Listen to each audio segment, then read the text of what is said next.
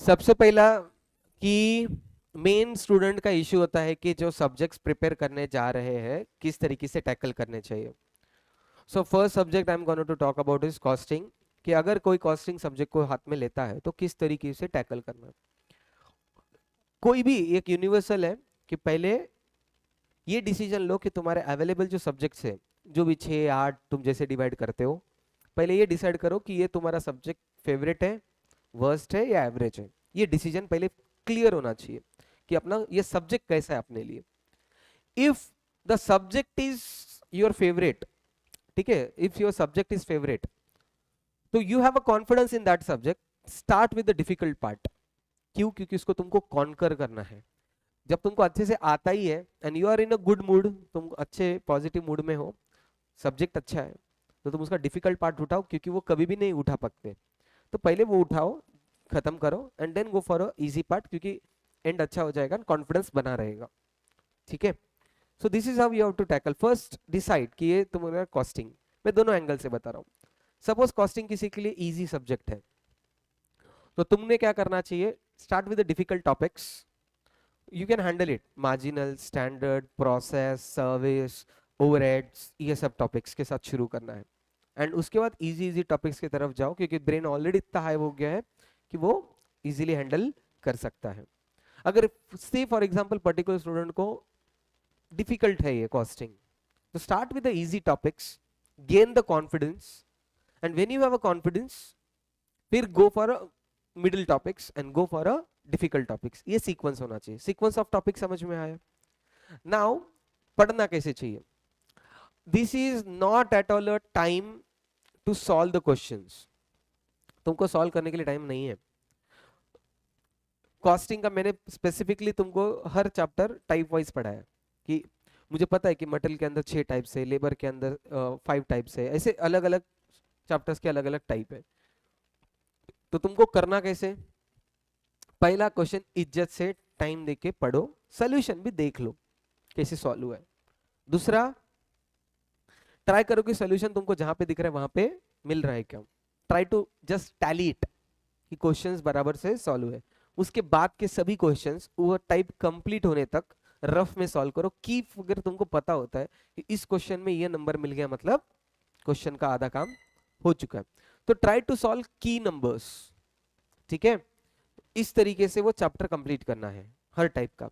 जैसे ही chapter complete हो जाए, जैसे ही चैप्टर कंप्लीट हो जाए, मैं जैसा क्लास में तुम्हारे साथ कराता था, तुमको ट्राई करना है, if the time is available, her type का एक क्वेश्चन एग्जाम फॉर्मेट में सॉल्व करना है। एग्जाम फॉर्मेट में टाइम लगा के, 5 मिनट का क्वेश्चन, 5 मार्क का क्वेश्चन है तो 9 मिनट में पढ़ना और लिखना। अगर 10 मार्क का है तो 18 मिनट में तुमको हो जाना चाहिए, पढ़ना लिखना प्रेजेंटेशन के साथ, ये सब। If time permits all type, if time doesn't permit, पूरे चैप्टर में से एक question with full format solve करना है। एक ही क्वेश्चन बस है। क्यों? क्योंकि तुमको ये देखने का है कि मेरे को प्रेजेंटेशन जम रहा है कि नहीं, and whether I can handle exam pressure और एग्जाम फॉर्मेट करने के लिए। पूरे क्वेश्चंस नहीं करने हैं। अगर से फॉर एग्जांपल एक पर्टिकुलर टाइप का क्वेश्चन है, जैसा स्टोर लेजर कार्ड, पता है वो फाउंडेशन से आता है, तो मुझे सॉल्व करते उतने 9 कॉलम बनाना लिखना सेंसिबल नहीं है, सेंसलेस है ये चीज। तो फटाफट देख लो आईएमपी पॉइंट्स, कि परचेस रिटर्न होता है तो क्या होता है, परचेस प्रोडक्शन डिपार्टमेंट में वापस होता है तो क्या होता है, कौन सा रेट लेना, फ्रेश एंट्री लेना, सिर्फ इंपॉर्टेंट पॉइंट्स याद रखना। हर चैप्टर को शुरू करने के पहले स्टार्टिंग का पेज पढ़ लो, स्टार्टिंग के पेज में पूरे आईएमपी पॉइंट्स लिखे वाले हैं। सो इस तरीके से तुमको करना है। हर टाइप का पहला क्वेश्चन 2 क्वेश्चन देखना है, बाकी के क्वेश्चन सिर्फ इंपॉर्टेंट फिगर सॉल्व करना है। RTPs, MTPs and pass paper, खतरों के खिलाड़ी मत बनो। सर हम सॉल्व करके देखते, टाइम नहीं है तुम्हारे पास, तुम आईसीयू बेड पे हो, ठीक है, तुम आखिरी सांसें गिन रहे, कहाँ पे जाके बोल रहे कि मैं स्पोर्ट्स खेलने जाता। तो चुपचाप तुम्हारे कोई भी चीज है, solve past paper only and only if you want to score more than exemption. सिर्फ एग्जाम्शन तक का टारगेट है, notes and module are enough. मैं बार बार ये चीज बोल रहा हूँ इसीलिए क्योंकि तुम्हारा वो पढ़ना मतलब क्या होता है, वो परफेक्ट हो जाना। If you are thinking 80 plus, तो past past paper RTP MTP सब आना आता है। तो ये सब चीजें ध्यान में रखना है। And as I said theory IMP है क्या? यस आईएमपी है, क्योंकि एमसीक्यूज आना शुरू हो चुका है अभी, तो थेरी आईएमपी है। एक बार तो थेरी नजरों के नीचे से खत्म होनी चाहिए, याद नहीं होना चाहिए, बट क्लिक होना चाहिए कि ऐसा कुछ अपन ने पढ़ा था।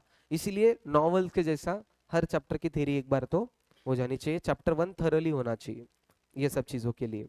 ठीक है, एग्जाम के अंदर तुमको ये ध्यान में रखने का है कि every hour should be able to tackle. अभी क्या हो गया, एमसीक्यू आने की वजह से 30 मार्क हट गए, बचे 70 मार्क, तो 70 मार्क का तुमको लिखने का है। ठीक है, तो 70 मार्क का अगर मैं पकड़ता हूं तो तुमको क्या करना है कि 30 मार्क के एमसीक्यूज फटाफट कंप्लीट करने हैं, उसको 15-20 मिनट जाएंगे शायद। तो 20 मिनट जाने के बाद कितने मिनट्स बचे तुम्हारे पास? ठीक है, 180 मिनट्स, 180 में से तुम्हारे 20 चले गए, 160 में 70 मार्क्स का अटेंड करना है। So divide it up proportionately, कितना हो रहा है? कितना? 2.3। ठीक है, तो पर मार्क 2.3 मिनट्स। ठीक है, अब इसको 30 मिनट्स के लिए कितने मार्क्स को होना चाहिए, एक अंदाजा वैसा ट्रैक ट्रैक करो कि तुमको 140 मिनट्स के अंदर 70 करना है, तो 30 मिनट्स में कितना करना है? 13। तो हर आधे घंटे में एटलीस्ट 10 से 12 मार्क का अटेम्प्ट हो रहा कि नहीं वो चेक करो, 10 से 12 मार्क का अटेम्प्ट चेक करना है, एग्जाम में ट्रैकिंग रखना है। टेस्ट सीरीज का अल्टीमेट एम रहेगा, only and only aim is कि तुम प्रेजेंटेशन कर पा रहे कि नहीं, लिख पा रहे कि नहीं, रिकॉल कर पा रहे कि नहीं, मार्क्स डजंट मैटर। ठीक है, कॉस्टिंग की हद तक सब समझ में आ गया?